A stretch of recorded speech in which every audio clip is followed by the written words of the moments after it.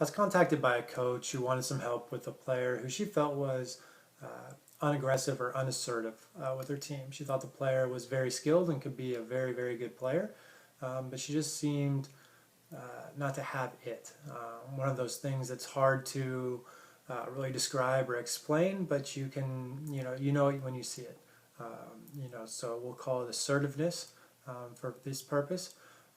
And so she really felt like this was a girl who could be scoring, probably 20 plus points a game in high school, but, wasn't. And it wasn't because of her skill levels. Again, she thought it was, just a lack of assertiveness with her team. And so based on my experience, and again, this is probably more stereotypical of girls than boys. It certainly happens on the boys' side, but I think it probably happens more with girls. That there's a few reasons why this could be true. One, especially with girls, there is a tendency to want to fit in as opposed to standing out. Again, a gross generalization. There are definitely girls who have no problem going on and becoming the stars of their team, but there also are a number of girls who want to fit in. They want to be part of a group, and they don't want to be seen kind of as the exceptional one or the outsider. And so that could be one thing that causes a player who probably knows that she's better than her teammates to be less assertive because she wants to fit in. And along those lines, I don't know the size of this player, but I think this also will have a tendency with taller female players to be true because they're already kind of seen as an outsider because of their height. And everywhere they go, they're noticed because they're taller than their peers. They're taller than the boys at that age, and so forth. So they're even looking more to fit into a group as opposed to being an outsider again. So again, that's one thing, and that's probably more of an issue with girls players and boys players, but it probably does span both genders. The second thing, and what I talked about more, was the fear of failure. So players who do have this fear of failure will tend not to play as hard, based on the idea of the fixed mindset that Carol Dweck talks about. So if I believe that, my talent is fixed or innate, and I have to play hard, then maybe I'm not as talented as I think or as other people. Or if I play as hard as I can and I'm not good enough, well, if my talent is fixed, well, then I'm not good enough. If I have a growth mindset and I play as hard as I can, I'm not good enough, well, I know if I practice more and I practice better and I improve my skills, that I can get better, and my talent isn't fixed, but I can improve upon where I am if I continue to play hard.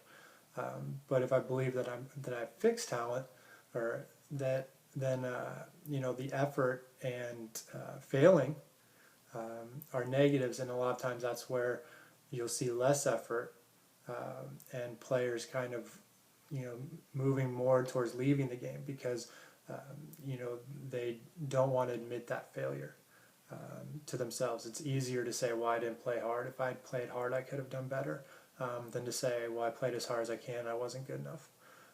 And so I think that's a real issue with a lot of teenagers, and I think it stems from a lot of different reasons, and I think part of it stems from some of the stuff that Dweck writes about, in terms of the way that parents and teachers and coaches speak to players in terms of talking about, oh, you're so talented, you're so good at this, and we give children this idea that they're talented, and then this talent is somehow innate, and that's how they're getting the praise, or that's how they're getting the attention, and then they're scared to lose that. And so therefore then they're scared of this. They have this fear of failure. They're scared of putting out too much effort and not being good enough. So it's easier for one's ego to just not play hard and just to blame it on why I just didn't care that much. So that's another reason. The fear of failure could be slightly different than just the mindset issue.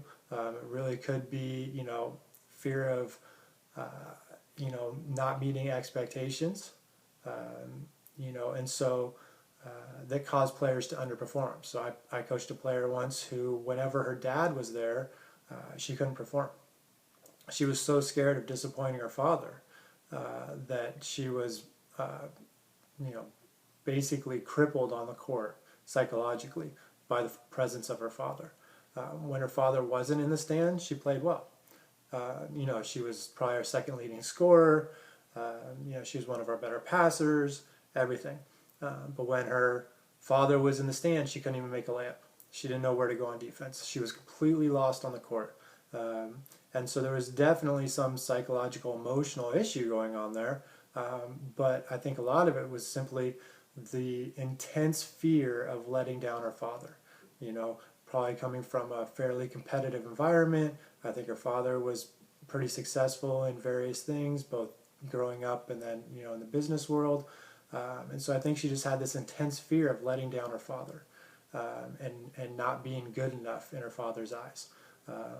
So that is a little bit different than, you know, the fixed mindset, but it's definitely, you know, a fear of failure, fear of disappointment. I also think that some players will suffer from a fear of embarrassment, especially in front of their peers. So you know, that can present itself in a number of different ways. With a good player, you would hope that there isn't that fear because they shouldn't be embarrassed. You know, I mean, if you're a good player and you miss one shot, there's nothing to be embarrassed about, right?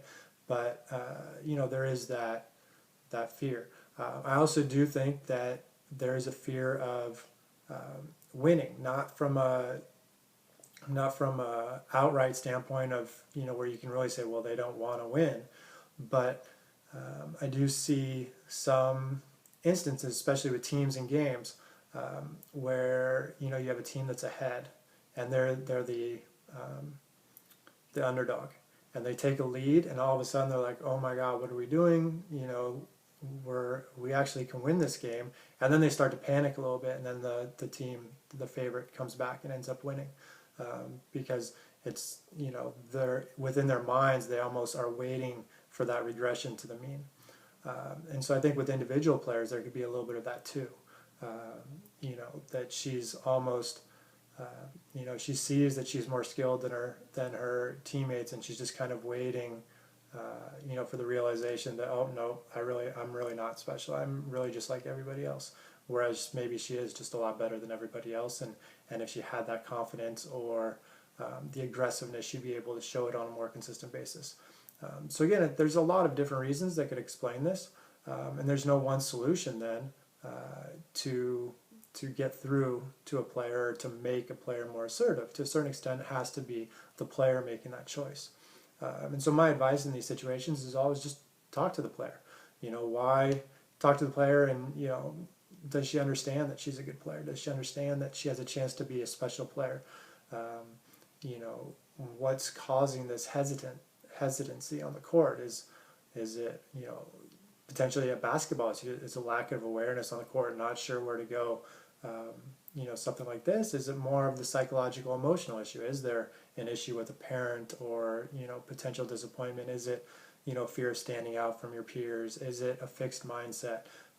And each of these has, you know, probably a different course of action that would be required to help that athlete move through these issues. But I do think in a lot of times, you know, these psychological emotional issues are a definite roadblock in the development of a player. And it's too easy for people on the outside to say, oh, she's just weak, which is what I typically hear from you know, from adults who are criticizing these players. You know, she's not tough enough, she doesn't want it enough. You know, those are the common criticisms, and it might not have anything to do with being tough or wanting it. It may simply be this fear, this intense fear that comes from something, and we don't know what originally caused it. And it could be that the way the player was raised, it could be the way the player's coached, it could be, you know, symptomatic of having a you know, a older brother, older sister who's very good at sports, and feeling pressure to kind of live up to them. So there's a lot of different issues, and it's not a matter of being tough, and it's not a matter of not wanting it, but a lot of times it is just some form of emotional, psychological issue that, you know, the first thing a coach can do is try to talk to the player and figure out what that issue is. and then maybe there's a way that the coach can help the player overcome that, or maybe it's, you know, one of the rare instances where, you know, a sports psychologist might be needed to help talk to the player and talk through the issues that the player is feeling, to help the player really be able to maximize his or her abilities and show what she can do on the court, you know, and become that special player that the coach believes the player can become.